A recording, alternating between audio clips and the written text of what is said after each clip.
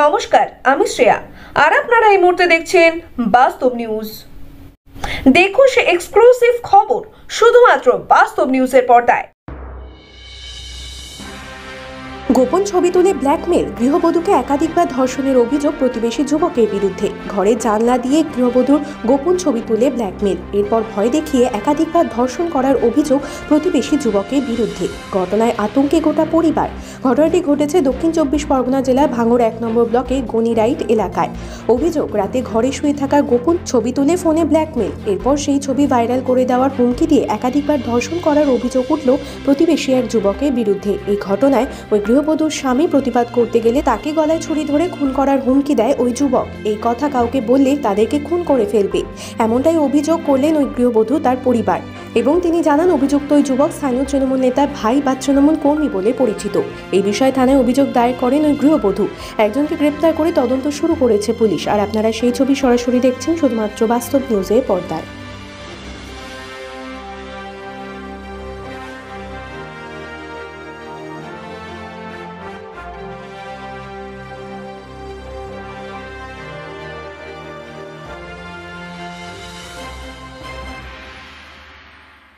রাত বেরোতে বাড়িতে থাকি না।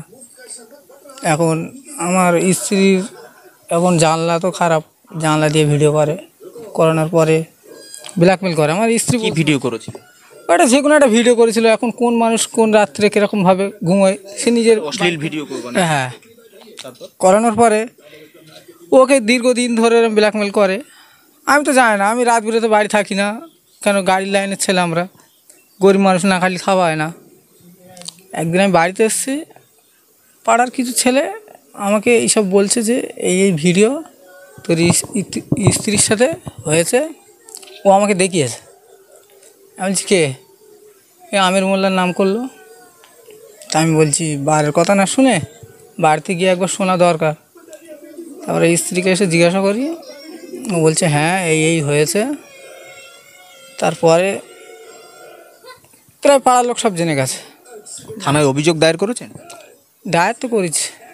পুলিশ কোনো ব্যবস্থা নিয়ে ওই নিয়েছে, এখনো কোনো নোটিশ পাঠাচ্ছে না। আপনাদের কোনো নোটিশ করে নিয়েছে? যে এই ঘটনা ঘটেছে তাকে গ্রেপ্তার করেছে? হ্যাঁ। আপনারা কি চাইছেন? ও শাস্তি চায়। এই যে ঘটনা কতদিন ধরে ঘটছিল?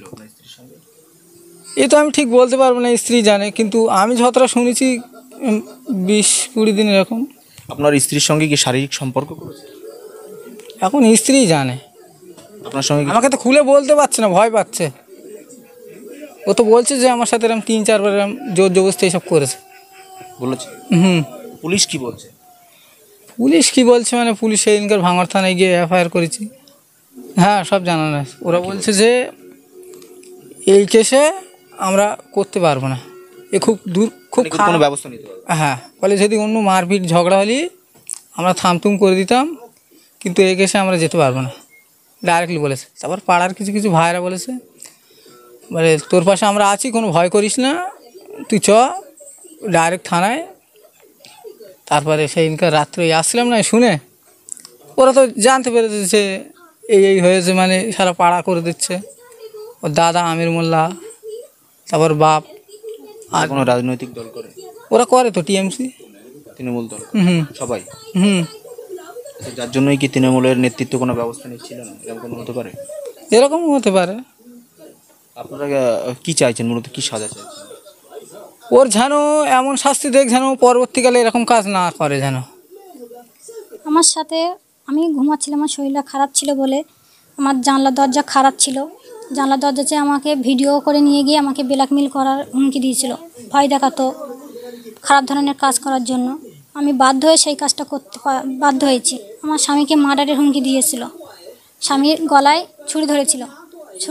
আমার স্বামী যখন গাড়িতে গিয়েছিল, গাড়িতে আসার পরে আমার স্বামীকে কিছু ছেলে বলল, স্বামী তখন আমাকে এসে জিজ্ঞাসা করার পরে তখন আমার স্বামীকে আমি সব ঘটনাগুলো খুলে বললো। এটাই এই 20-22 দিন এরকম হচ্ছে। আপনার সঙ্গে খারাপ কিছু করা হয়েছে? হ্যাঁ। থানায় অভিযোগ করেছে? হ্যাঁ, থানায় আমি বলেছি। পুলিশ কি বলছে? পুলিশ বলছে শাস্তি হোক। তোমরা কি চাও? আমরা বলছি যে অপরাধ করছে তাকে শাস্তি পাওয়া। গ্রেপ্তার হয়েছে? হ্যাঁ। বলেছে সত্যি ঘটনা। কি ঘটনা ঘটেছিল বলুন তো। ওই বৌমা বলছে যেরম ওরম সেরম আমরা শুনেছি। কি বৌমা শুনেছেন? ওই বৌমা বলছে যে ওই শরীর খারাপ ছিল, শুয়েছিল, দরজা জানলা খুব ভাঙাচোরা, ওই ভিডিও করে ছেড়ে দিলে, কিসে ছেড়েছে? মোবাইলতে ছেড়ে দিয়েছে। বৌমা ভয়তে ওইসব কাজ করার জন্য বৌমার হুমকি দিয়েছে, তোর স্বামীকে মার্ডার করে দেবো না দিলি। বৌমার দেশে দেওয়ার পরে ছেলে মোবাইলতে দেখলে, ছেলে বৌমার এসে জিজ্ঞেস করলে, বৌমা বললে, ছেলে একদিন গাড়ির থেকে বাইরে এসে ছেলে ডেকে এলে বাগানে নিয়ে গলার ছুরি বসকেছে, যেন এইসব কথা যেন না জানো, কারোর সাথে বলা বলি হলে চেপে যা। ছেলে ভয়তে কারোর সাথে বলতো না, কারোর সাথে বলতো না। আমার স্বামী একদিন এসে শুনেছে যে ছেলে তোর ছেলের গলায় বাগানে আমির বসকেছে, হেসে বসকেছে। তারপরে আমার স্বামী এসে জিজ্ঞেস করলে, আমি বলি হ্যাঁ। আমার স্বামী বলেছে তাই এই ব্যাপার? আমি বলি হ্যাঁ এই ব্যাপার। এবার বৌমার বললে, এবার বৌমার বলেছে হ্যাঁ আমার স্বামী এবার জেন গেছে, লোকের পার্টির লোকেদের জেন গেছে। হ্যাঁ, এবার জানার পরে তারপরে ছেলে ভয়তে, তারপরে একদিন বলতো না, ছেলে গলায় ছুরি বসকেছে মার্ডার করে দেবো, ছেলে একদিন ভয়তে বলছিল না। তারপর ওর বাবা এসে জিজ্ঞেস করলি, তারপর ছেলে বলেছে সত্যি ঘটনা যে এই হয়েছে। তারপর পার্টির লোকের জেন গে, তারপর পার্টির লোক বলছে যে এ যা কাজ, আমরা কিছু সিদ্ধান্ত নেবো না, থানায় চলে যাও। যে ছেলেটা ঘটিয়েছে সে কি কোনো রাজনৈতিক দল করে? হ্যাঁ আগে ছিল, এখন ওরম বদমাইশ বলে ওর পার্টির থেকে লিপি দিয়েছে। কোন দল? টিএমজি করতো।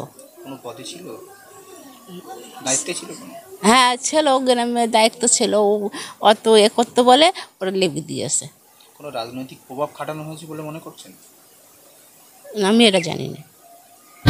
আমাদের চ্যানেলটিকে ভালো লেগে থাকলে লাইক, কমেন্ট, শেয়ার এবং ফলো করতে অবশ্যই ভুলবেন না।